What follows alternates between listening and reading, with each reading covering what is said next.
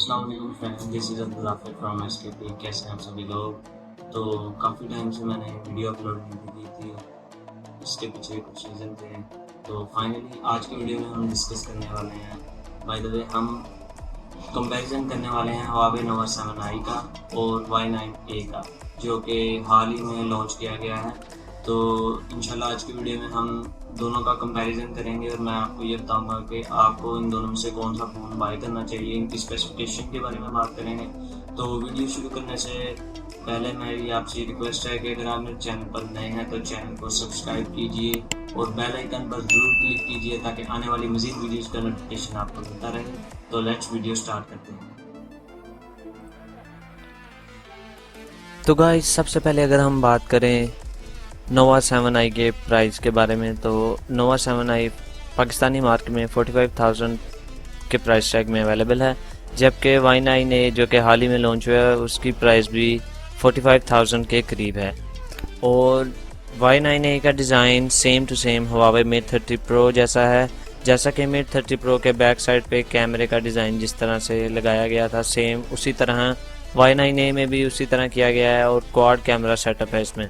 अगर हम इन दोनों फ़ोन्स के डिस्प्ले के बारे में बात करें तो नोवा 7i में हमें पंच होल 6.4 इंचज़ का फुल HD डिस्प्ले मिलता है, जबकि Y9A में हमें 6.63 इंचज़ का Huawei ultra full view display मिलता है, जो कि बहुत ही एक अच्छी बात है और ये काफ़ी हाई लेवल का डिस्प्ले होता है और काफ़ी हमें एक्सपीरियंस मिलता है इसमें।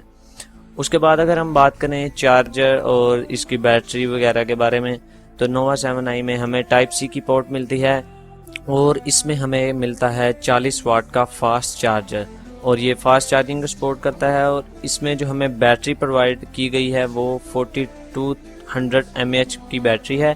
और जबकि अगर हम Y9A की बात करें तो हमें भी सेम उसमें भी 4200 mAh की बैटरी मिलती है और उसके साथ वैसे ही हमें 40 वाट का फास्ट चार्जर मिलता है और ये भी टाइप सी ही हमें इसमें प्रोवाइड होती है। और सेम यही चार्जर सेम P40 Pro में भी हमें मिलता है, जो कि Y9A में मिलता है। तो उसके बाद अगर हम इसकी रैम और रोम के बारे में बात करें तो 8 GB की रैम हमें नोवा 7i में मिलती है और 128 GB की इंटरनल स्टोरेज के साथ आता है। और सेम टू सेम Y9A भी 8 GB रैम और 128 GB की इंटरनल स्टोरेज के साथ आता है, जो कि इन दोनों में कोई यानी कि रैम और रोम के लिहाज से नोवा 7i और Y9A में कोई डिफरेंस नहीं है।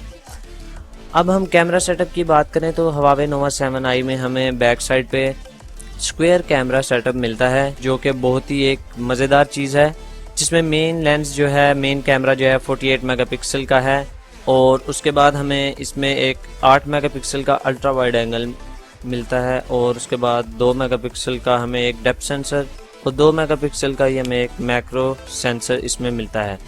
और Y9A में भी यही सेम टू सेम हमें 8 मेगापिक्सल का अल्ट्रा वाइड एंगल और 2 मेगापिक्सल का डेप्थ सेंसर और एक 2 मेगापिक्सल का मैक्रो सेंसर मिलता है, जबकि इसमें मेन कैमरा 64 मेगापिक्सल का है और 64 मेगापिक्सल का है। लेकिन अगर हम इनके दोनों मोबाइल फ़ोन्स के कैमरा के रिजल्ट्स की बात करें तो Y9A की निस्बत नोवा 7i जो है वो थोड़ा सा पीछे रह जाता है, क्योंकि लेंस का फ़र्क है, मेगापिक्सल्स का फ़र्क है। तो इसलिए Y9A कैमरा के लिहाज से, रियर कैमरा के लिहाज से Y9A पहले नंबर पे चला जाता है। उसके बाद अगर हम इसके फ्रंट कैमरा की बात करें दोनों के, तो नोवा 7i में हमें मिलता है फ्रंट साइड पे पंच होल कैमरा मिलता है 16 मेगापिक्सल का, जबकि Y9A में हमें 16 मेगापिक्सल का ही कैमरा मिलता है।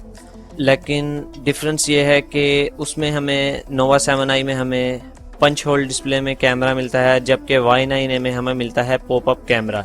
और पंच होल डिस्प्ले के बाद लोगों की ज़्यादातर पसंद पॉपअप कैमरा है, इसलिए आई थिंक सो कि ये अपनी अपनी पसंद की बात है। तो लेकिन होनेस्टली स्पीकिंग के मुझे Y9A का कैमरा ज़्यादा पसंद है, पॉपअप कैमरा। और दोनों कैमरास जो हैं दोनों फ़ोन्स में, नोवा 7i में और Y9A में 1080p रेजोल्यूशन को सपोर्ट करते हैं। बाय द वे Y9A के बैक कैमरा में 4K सपोर्टेड नहीं है अभी तक, क्योंकि अभी तक कोई अपडेट नहीं है, लेकिन इसकी हार्डवेयर जो है वो 4K सपोर्टेड है। तो इसमें 4K की अपडेट मे बी के फ्यूचर में 4K की वीडियो रिकॉर्डिंग की जो अपडेट है वो आएगी।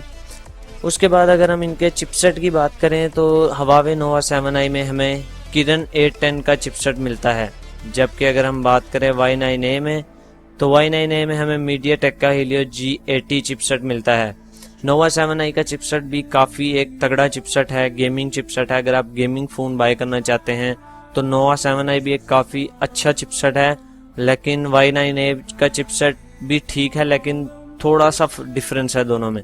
तो इससे पहले Kirin 710 का चिपसेट आता था और उसके बाद ये Huawei ने एक बहुत बड़ी चेंजिंग की है कि Nova 7i में हमें Kirin 810 का बहुत बड़ा चिपसेट मिलता है।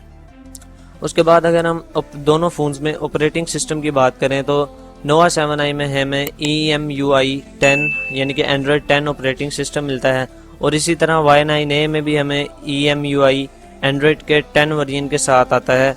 और ये काफ़ी अच्छी बात है कि हमें इसमें लेटेस्ट जो है ऑपरेटिंग सिस्टम मिल रहा है।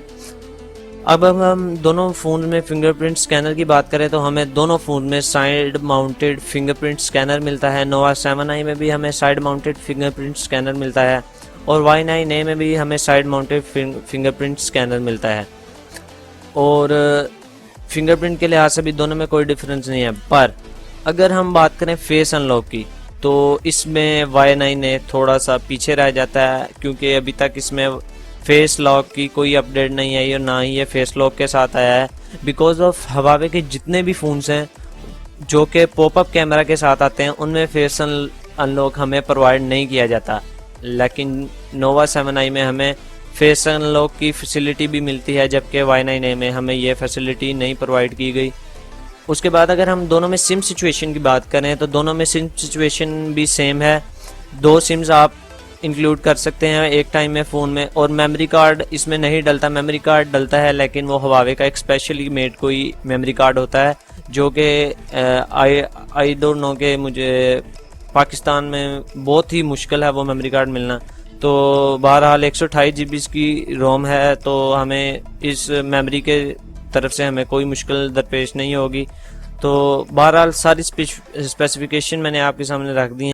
उम्मीद है कि आज की वीडियो आपको पसंद आई होगी। तो आपका कौन सा फोन